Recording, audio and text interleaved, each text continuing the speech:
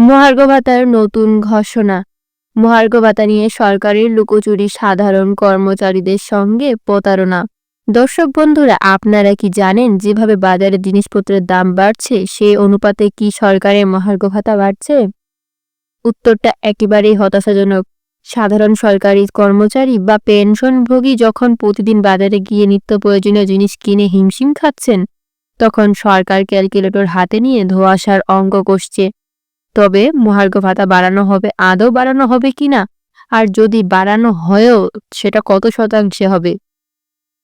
কি এই মহার্ঘ ভাতা বা ডিয়ারনেন্স অ্যালাউন্স? মহার্ঘ ভাতা মূলত এক ধরনের ভাতা যা মূল্য বৃদ্ধির জন্য সরকারি কর্মচারীদের বেতনের সঙ্গে সংযুক্ত করা হয়। এটা একটা ইনফ্লেশন অ্যাডজাস্টমেন্ট, মানে দাম বাড়লে বেতনও সামান্য বাড়তি যোগ হয়, যাতে জীবনধারণের কিছুটা হলেও সহজ হয়। কিন্তু বাস্তব চিত্রটা কি? বাস্তবে আমরা দেখি দামে ঝড় ওঠে দিনে দিনে, আর মহার্ঘ ভাতা বাড়ে বছরে একবার বা বড়জোর দুবার। সেটাও আবার পেন্ডিং ফাইল, মন্ত্রিসভার অনুমোদন, নির্বাচনী বিধিনিষেধ, বাজেটের অজুহাতে আটকে থাকে মাসের পর মাস। সরকারি চালাকি কেমন? চালাকিটা বোঝা যাবে একটা উদাহরণ দিলে। ধরা যাক দাম বেড়েছে 15%, কিন্তু সরকার ঘোষণা করলো ডিএ মাত্র 4%। বাকি 11% গেল কোথায়? প্রশ্ন তুললে জবাব ব্যালেন্স করতে হবে, অর্থনৈতিক পরিস্থিতি অনুকূল নয়, ভবিষ্যতে অ্যাডজাস্ট করা হবে, ইত্যাদি ইত্যাদি।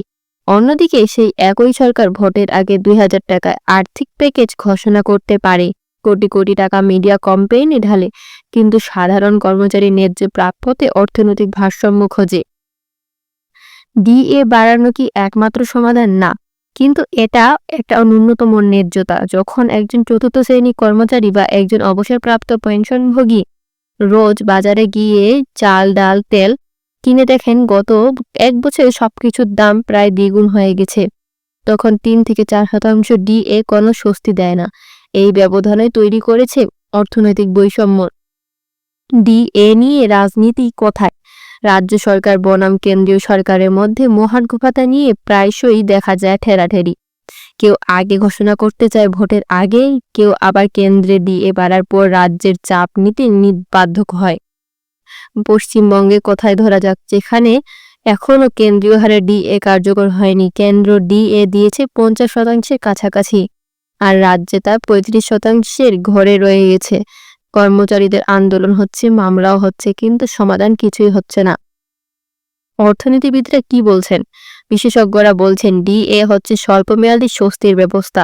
যদি মুদ্রাস্ফীতি বা ইনফ্লেশন নিয়ন্ত্রণ না হয়, তাহলে শুধু ডিএ বাড়ালে হবে না। পরিস্থিতি বদলায় না, বরং প্রয়োজন মূলদ্রব্যের অপর মূল্য নিয়ন্ত্রণ, ন্যায্য মূল্য বিক্রয়, কর কাঠামো সংস্কার এবং শ্রমিক বান্ধব নীতি। সাধারণ কর্মচারীর প্রশ্ন কি? কেন নিয়মিত সময়মতো মহার্ঘ ভাতা ঘোষণা হয় না?